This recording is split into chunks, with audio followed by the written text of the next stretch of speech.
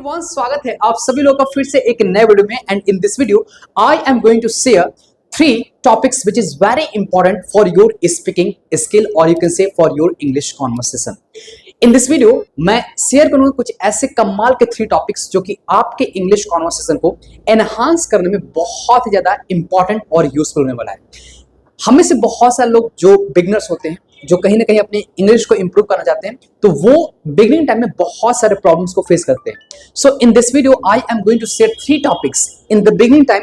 These all topics are going to very useful for you and these all topics are going to improve your communication skill or you can say it will improve your speaking conversation.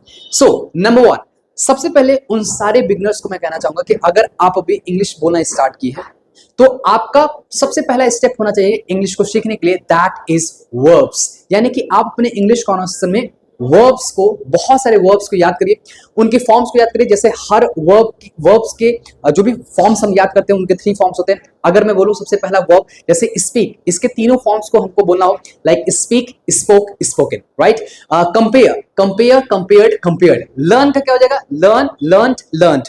Complete, complete, completed, completed. तो इस तरीके से आप बहुत सारे verbs को याद करिए and these all verbs form are going to improve your English and these all forms forms of verbs are going to improve your English conversation. So सबसे पहला आपका स्टेप होना चाहिए इंग्लिश को सीखने के लिए, that is verbs.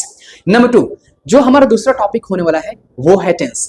अगर आप अपने इंग्लिश कॉन्वर्सेशन को नेक्स्ट लेवल पे लेके जाना चाहते हो तो इन द बिगिनिंग टाइम वर्ब्स को याद करने के बाद आपको हमेशा केयरफुल होना चाहिए उन सारे टेंसेस को इंप्रूव करने के लिए। लाइक जैसे हम सब लोग जानते हैं present tense, past tense, future tense.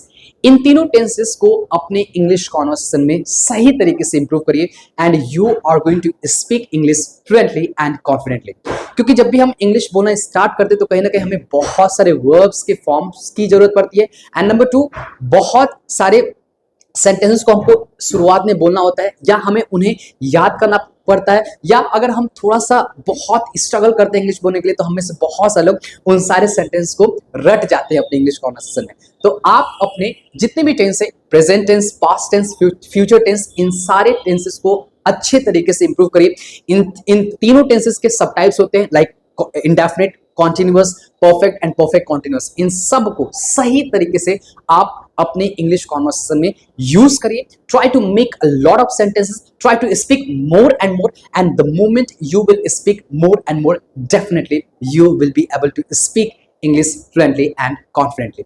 And the third topic is models. Yes friend, आपने बिल्कुल सही सुना। आप अपने इंग्लिश कॉन्वर्सेशन में मॉडल्स को अच्छे तरीके से यूज करिए, like can, may, might, should have, could have, may have, might have.